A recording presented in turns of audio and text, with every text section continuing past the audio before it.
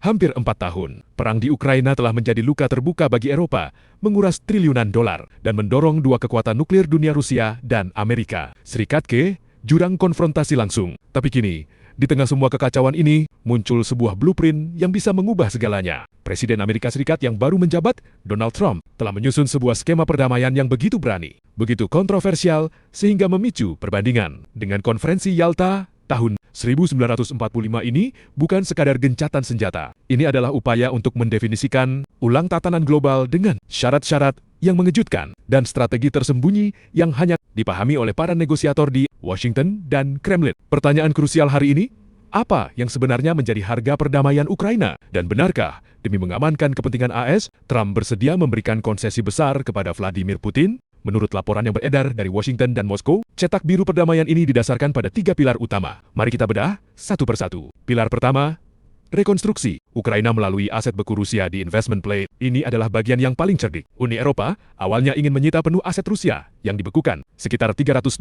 miliar, untuk membiayai rekonstruksi Kiev.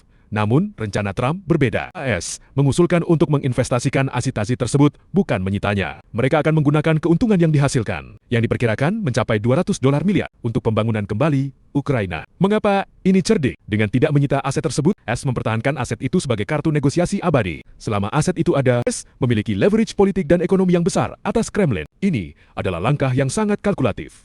Pilar kedua, normalisasi ekonomi, Rusia dan kebutuhan energi Eropa, ini adalah imbalan besar untuk Moskow. Skema ini menawarkan jalan keluar yang terhormat dari isolasi ekonomi yang melumpuhkan. AS mengusulkan pemulihan jalur energi, mengembalikan sistem lama pengiriman sumber daya energi Rusia ke Eropa dan pasar global. Sebuah hal yang sangat diinginkan Eropa untuk menstabilkan harga. Investasi Amerika Serikat di proyek Rusia, dan yang paling penting, membuka peluang bagi perusahaan Amerika untuk berinvestasi dalam proyek-proyek strategis Rusia, khususnya produksi minyak di Arktik dan ekstraksi logam tanah jarang. Intinya, damai di Ukraina. Dengan imbalan normalisasi bisnis dan akses sumber daya strategis, Rusia mendapatkan kembali daya tawar ekonominya, dan AS mendapatkan pijakan di wilayah kaya sumber daya, yaitu Arktik. Pilar ketiga, kompromi teritorial, the hard sell.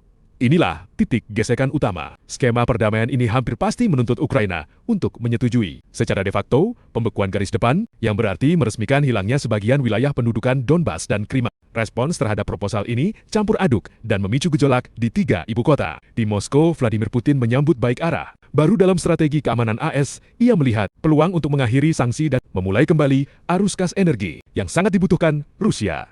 Namun, Putin juga menunjukkan kekuatan. Ia mengancam akan merebut lebih banyak wilayah jika Kiev menolak usulan damai yang dibawa Amerika Serikat. Di Kiev inilah titik paling menyakitkan. Presiden Zelensky kabarnya belum siap menerima persyaratan yang secara efektif mengukuhkan hilangnya sebagian kedaulatan negaranya. Mereka menghadapi dilema moral dan politik, mengakhiri penderitaan rakyat dengan imbalan kehilangan wilayah, atau terus berjuang demi kedaulatan penuh. Jika perdamaian Ukraina adalah pintu masuk, lantas apa tujuan akhir dari strategi Donald Trump? Jawabannya terletak di wilayah paling dingin di bumi, Kutub Utara atau Arktik. Strategi tersembunyi Trump adalah sebuah langkah geopolitik jenius yang mengabaikan sentimen moral demi keuntungan strategis Amerika. Tujuan tersembunyi pertama, mengunci kepentingan AS di Arktik. Rusia memiliki klaim teritorial dan militer terbesar di Kutub Utara, sebuah wilayah kaya minyak, gas, dan logam tanah jarang bahan baku penting untuk teknologi masa depan. Dengan memasukkan klausul investasi Amerika Serikat di Arktik, Trump tidak hanya mencari keuntungan energi, ia memastikan Amerika memiliki kaki di pintu dan pijakan strategis di wilayah yang akan menjadi medan pertempuran geopolitik berikutnya. Trump menggunakan perdamaian di Ukraina untuk membeli akses ke Arktik Rusia.